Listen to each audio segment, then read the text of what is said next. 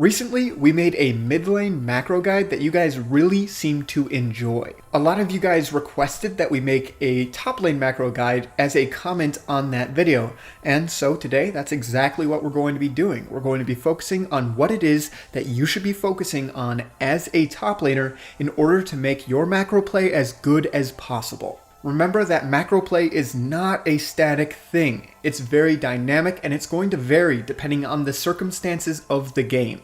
Speaking of variance, there are a ton of different topics for you to explore on our website gameleap.com. There we have hundreds of guides, all done by challenger players, sorted into a courses system. For those of you interested in more top lane guides, we have a top lane essentials course.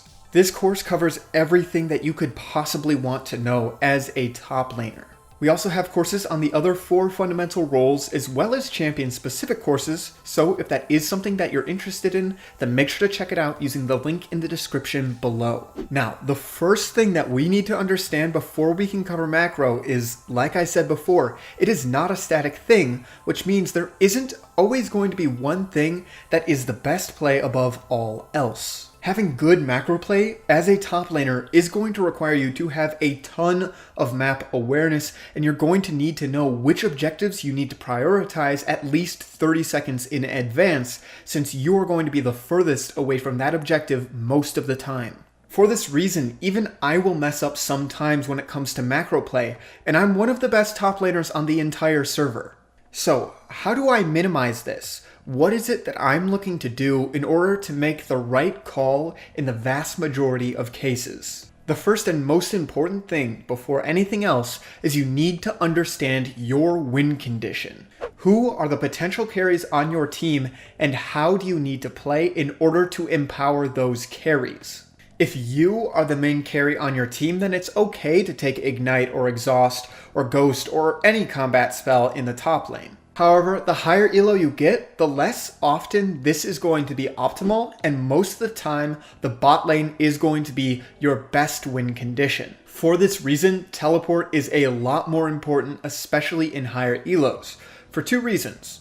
First of all, it can still be used for your own lane. You can use it to get an EXP advantage, which allows you to carry a lot easier than the enemy top laner. Second of all, even if you aren't the win condition on your team, you can use it for TP ganks and flanks in the bot lane to get them a lead. Now, the last one everyone knows, which is it allows you to split push in the late game without giving up pressure onto Baron or Elder Dragon. For this reason, if you want to develop as good of macro play as possible, you need to be playing with teleport because it is the only summoner spell that applies to every win condition. Now, the way that you're going to want to be using your teleport, like I said before, varies depending on your win condition. The one thing that never varies with teleport though is how you want to use the first teleport. Your first teleport should always be used to get back to lane. Now, this can be used for 2 different reasons. The first one would be if you want to establish pressure in your lane or pressure the enemy jungler, say if they're on a scuttle crab. The second is to allow you to get a free first base, which will allow you to get items that you might need in order to survive a harder lane. When I play heavy bullies in the top lane, for example Renekton, a lot of the time I will base early and then teleport back to establish pressure in the lane and make it so I know that I'm going to be the first person to roam to a scuttle crab fight if it breaks out. This is an objective that I personally assign very, very high priority to because I know that if my jungler double scuttles the enemy jungler, then there's not going to be much that the enemy jungler can do to get back into the game, at least at the highest level of play. The early gank options are all going to go away and we know exactly where they're going to reset to, meaning they're really not going to have an opportunity to make a successful gank for a while. This is such an important objective to me simply because I always track the enemy jungler whenever I can. My playstyle revolves around 2 things for the most part. That is shutting the enemy jungler down and shutting the enemy bot lane down. Obviously, I am completely capable of playing for my own lane and 2v2ing in the top lane over and over again against enemy junglers, or diving the enemy top laner over and over again. That is something that I can do, but it's not a reliable win condition in my opinion, because if my bot lane loses, then my chances of losing the game are a lot higher. For this reason, the first teleport, like I said, I want to use to establish pressure. Pressure the enemy jungler away from that scuttle and give my jungler a lead. And then the next teleport that I'll use is probably going to be for my bot lane. So how do I know when it's going to be a good opportunity in order to TP gank the bot lane? Well, personally, I don't make very many proactive teleports down into the bot lane. That is, I'm not really going to make a teleport happen in order to force something to happen like a 4-man dive in the bot lane. Now, I still will do this, but only if I'm playing with something that's super aggressive in the bot lane. For example, Leona and Draven, and they've just been farming back and forth because they can't kill the enemy bot laner. If this is the case, then I'll tell my jungler, hey, go down bot lane, get me a deep ward, I'll TP, we'll 4-man bot lane, dive, and get a kill onto Draven in order to get him snowballing. Oftentimes when I do make a play like this, then I'm going to sacrifice plates in the top lane, and I might even trade Rift Herald for it. This is something that is perfectly okay. You're allowed to give resources to the enemy top laner for free as long as somebody else on your team gets a lead from your play. When I make a teleport play happen, I don't take the kills. I want to give those kills to somebody else, otherwise that defeats the purpose. I'm only going to last hit the kills if I'm the only person that can. It's very important to understand how to play the game without an insane amount of economy as a top laner if you want to be playing for your bot lane. This is simply because the gold is not going to be funneled into you, so you need to know how to frontline without having a ton of items, you need to know how to do damage, and you need to know how to lay down your CC properly, again, without having a ton of items. Now again, if I'm the person that has to carry, that's perfectly fine. I can take the kills and I can get as much gold for myself as possible, but that's not going to be my ideal scenario. This is something that you're going to have to figure out for yourself. Do you prefer to be the main carry, or do you prefer to play more of a utility-based game where you give most of your resources to your teammates? Now, as I mentioned a little bit earlier, the last way that you want to be using teleport is to play the side lane properly.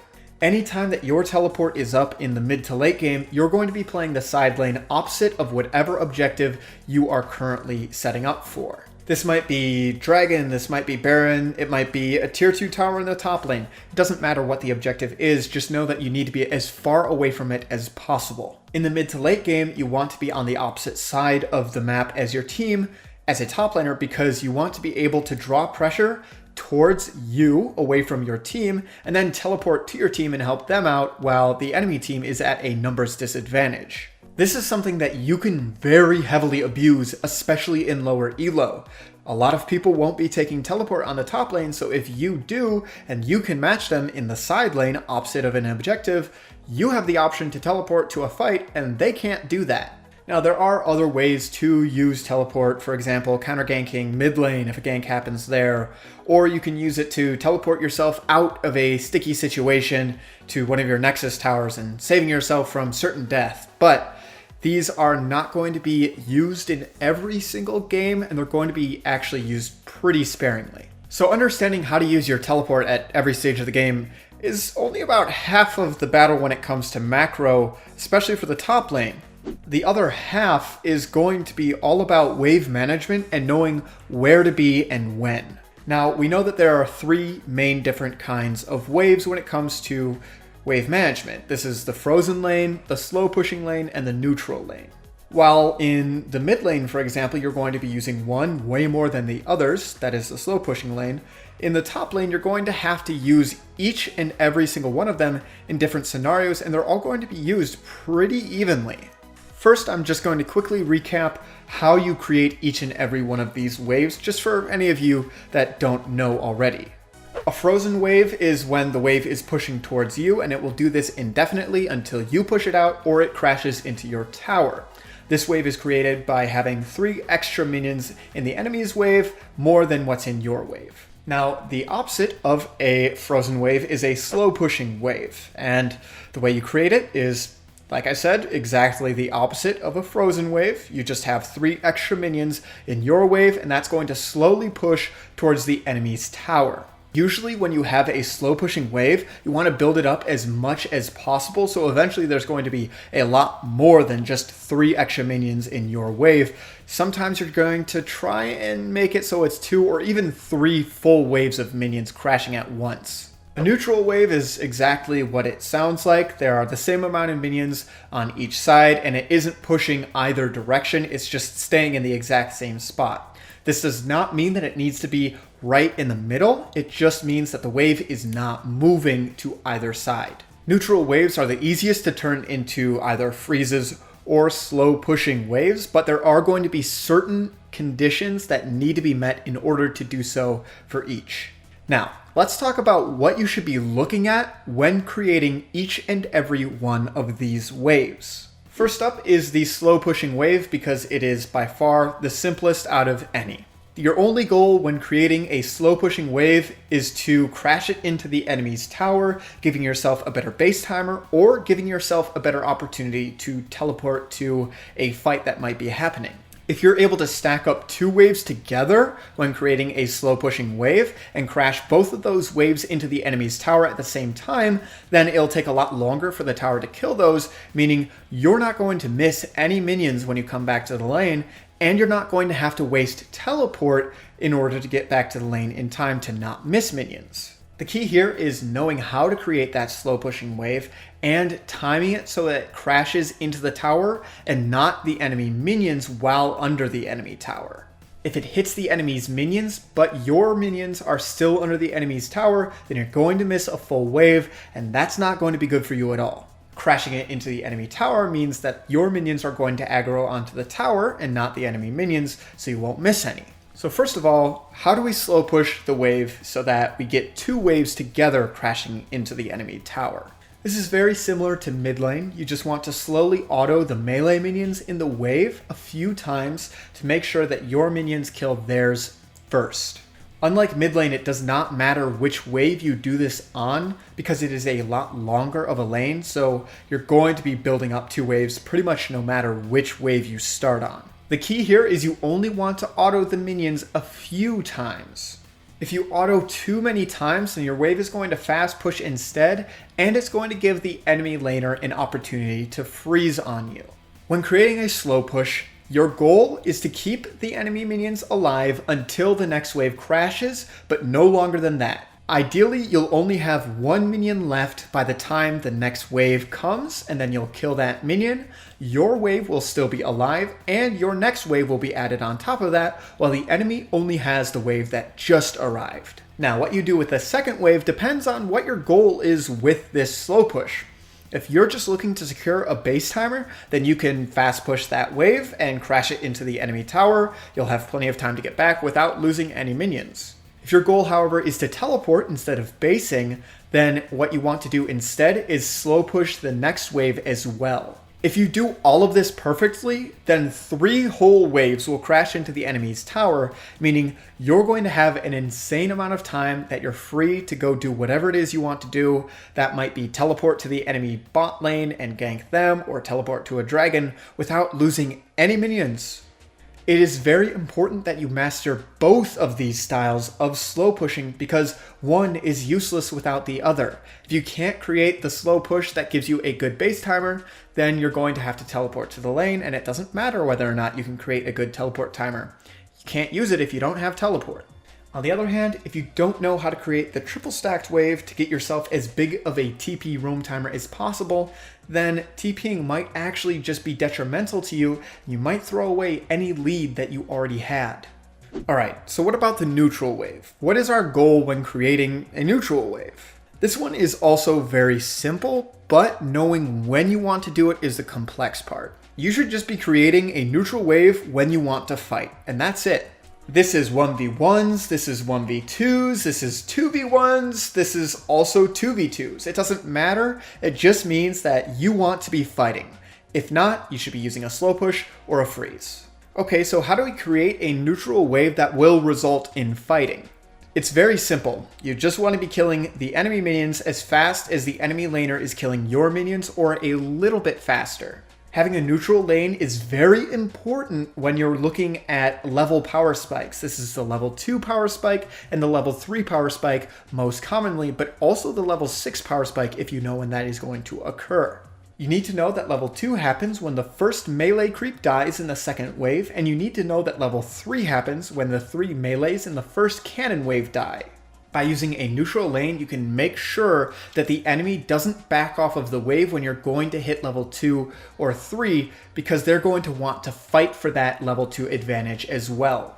The key here is you want to be 1 or 2 autos ahead of the enemy laner. When fighting for a neutral lane, especially at levels 2 and 3, you only want to be 1 or 2 autos ahead of the enemy laner. This is all that it's going to take to change a fight. If they have to waste 2 autos on a minion in order to hit level 3 while you are currently all-inning them, chances are they're not going to win that fight.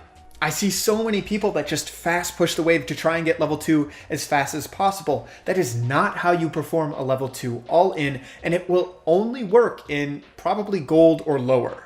You need to make them think that they have a chance at surviving your all-in or a chance at getting level 2 or 3 first. If you're able to do it this way, then of course it will still work on lower elo players that don't know when 2 or 3 happen, but it will still work on players as high as Master Tier. This is exactly how I get level 2 and 3 solo kills on Master and Grandmaster rated players. I watch exactly what they're doing, every single auto and spell cast in the first 3 waves, and I track that and make sure that I am 1 auto ahead of them at all times.